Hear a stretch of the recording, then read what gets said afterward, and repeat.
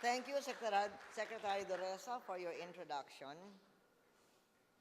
Governor Oscar Moreno, whom I understand you visited earlier, and he knows your industry very well, because before he became a government official, he was for a long time in your industry with Ayala, and he knows your needs very well, including securitization. Um, of course, Jimmy Cura, thank you for the invitation for me to join you today. And congratulations on holding this national convention and the theme of your convention. I would like to also congratulate the CREBA chapter of Cagayan de Oro, Edward Argayoso,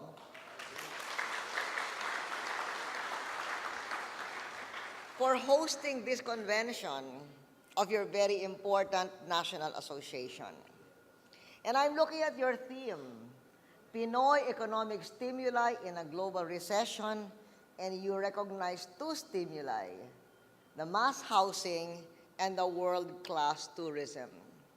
And so I suppose during your meeting, this is what you will be talking about, how to avail of the many opportunities that await you in these two areas.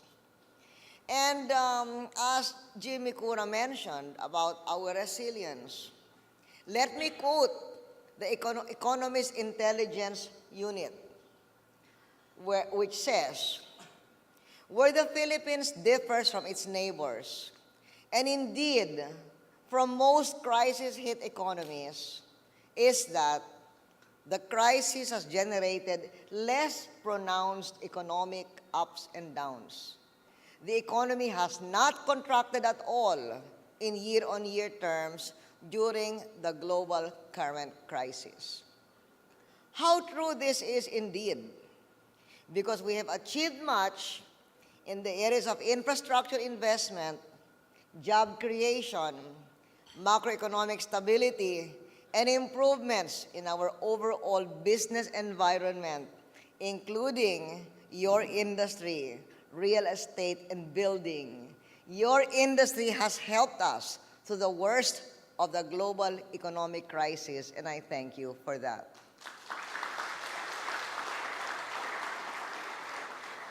The result is a Philippine economy that is stronger and more able to withstand shocks, such as those that the global financial crisis is throwing at us.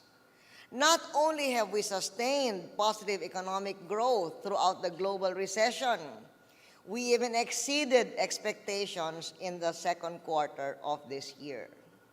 Moreover, financial reforms, including the ones that Oka did when he was still in the Congress, have created the fundamentals that underpin our financial sector today, reinforced by conservative banking practices.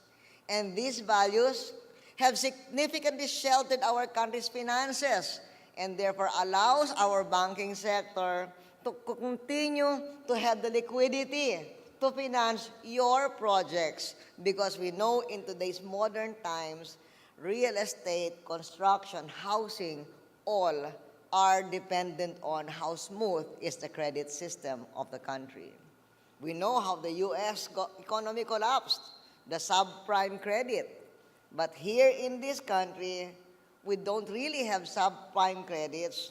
The conservative banking practices have kept your credit clients and your own members as creditworthy. So in recognition of this stability, Moody's Investor Service upgraded the Philippine credit rating last July. And a lot of this is because of the bitter medicine of reform that we took early on and the economic resilience that it has in turn created. So we are today a stronger, more robust nation. And now that we are seeing some signs of a recovery in the world that we hope will be sustained, we are poised to ride the wave of the impending global economic rebound and to offer your industry what you have recognized. These opportunities to capture the growth prospects provided by the impending world recovery. So you mentioned world-class tourism.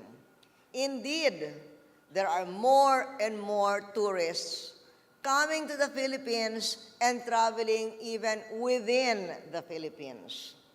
For instance, within the Philippines, more and more people are flocking to the centers of commerce and tourism here in Mindanao, as well as the Visayas, as tourist destinations spread to what we call the super region called Central Philippines, which covers Bicol, Palawan, the Visayas, and the northern islands of Mindanao. The gateway to one of those islands, Camiguin, is Cagayan de Oro, which by itself as well is the regional center and the most populous, highly urbanized city in northern Mindanao. Very important project of ours, we talk about it every time Okay and I see each other, it's the first thing we talk about, is the Laguindingan Airport. And I am happy to hear upon my arrival here that concrete is already going to start pouring on the runway this week. So congratulations for that, Oka. And that will make tourism even stronger here in northern Mindanao. When you will be able to have, first, the regional airlines coming. The international airlines, that will take some time because we have to wait for America and Europe to recover. But the airlines around will be able to land in that airport, that runway that we are now concreting. In fact, tourism in the Philippines grew significantly in the past 8 years, and our Undersecretary here, who is one of your speakers, I see. Undersecretary Palab, yeah, have you done your speaks? Not yet. Can attest to that. That in the past 8 years, we fleshed out our tourism plan. In the early part of our administration, the DOT got McKinsey to do a tourism master plan, and that is essentially what we are following. And we have transformed that into what we call our Tourism Central Philippines. One breakthrough for domestic tourism was when we completed the Western Nautical Roro Highway in 2003. It allowed travel by car or bus from Manila, not only to Boracay, but also to northern Mindanao. And now with the Western, Central, and Eastern Nautical Roro Highways, we have had busy tourist traffic in the past 5 years in Central Philippines and many parts of Mindanao. So I am glad that you are looking at world-class tourism as an important opportunity, because our tourism is growing and the only limit to its growth is the availability of the tourism establishments. All our resorts are fully booked all the time. So Ace Durano tells me, rather than promoting tourism, he promotes tourism investments. Because what seems to be happening is you build it and they come. And so that is a great opportunity. Now, as you rightly recognized, mass housing is another